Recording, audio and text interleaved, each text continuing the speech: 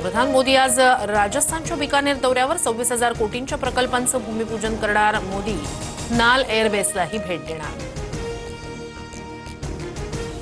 वैष्णवीचा मृत्यू गळफासामुळे, मृत्यूपूर्वी बेदम मारहाण केल्याचे शरीरावर स्पष्ट व्रण।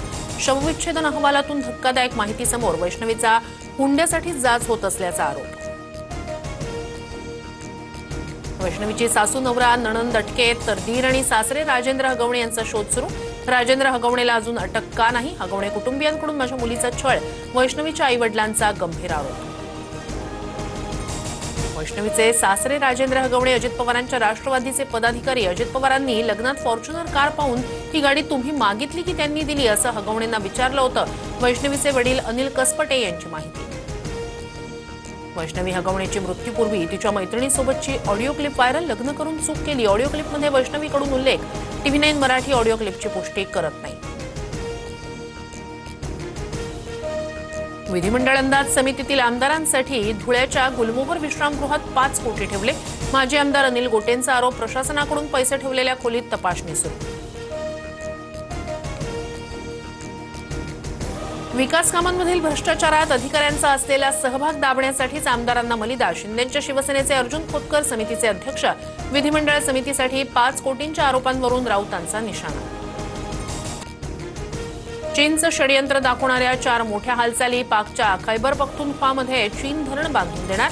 पाकला तातडीनं J-35A फायटर प्लेन देणार, तर बांगलादेशमध्ये भारताच्या सीमेजवळ एअरबेस तयार करणार। खराब हवामानामुळे दिल्लीहून श्रीनगरला जाणाऱ्या विमानाचे इमर्जन्सी लँडिंग। विमानावर वीज कोसळल्यानं नुकसान झाल्याची शक्यता। प्रवासी थोडक्यात वाचले। विमान इंडिगो कंपनीचं असल्याची माहिती।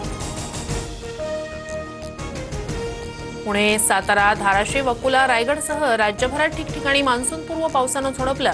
पुणे बंगळुरू राष्ट्रीय महामार्गाला नदीचं रूप, तर अनेक भागातील घरांचं मोठं नुकसान। वादळी वाऱ्याच्या पिकांना मोठ्या प्रमाणात फटका। आंबा, केळी, डाळिंबासह कांद्याची पिकं जमीनदोस्त। शेतकऱ्याचं लाखो रुपयांचं नुकसान। सरकारकडे भरपाईची मागणी। पुढील काही दिवस राज्यात मान्सूनपूर्व पावसाचा इशारा। मुंबई, ठाण्यात येलो, तर पुणे आणि कोकणाला ऑरेंज अलर्ट। जानेवारीपासून राज्यभरात कोरोनाची 136 प्रकरणं।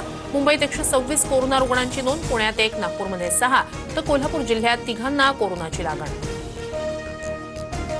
दिल्लीवर 59 धावांनी मात करत मुंबईची प्ले ऑफमध्ये एंट्री। गुजरात, बंगळुरू आणि पंजाब नंतर आता मुंबई प्ले ऑफसाठी पात्र। 29 मे पासून IPL प्ले ऑफचे सामने।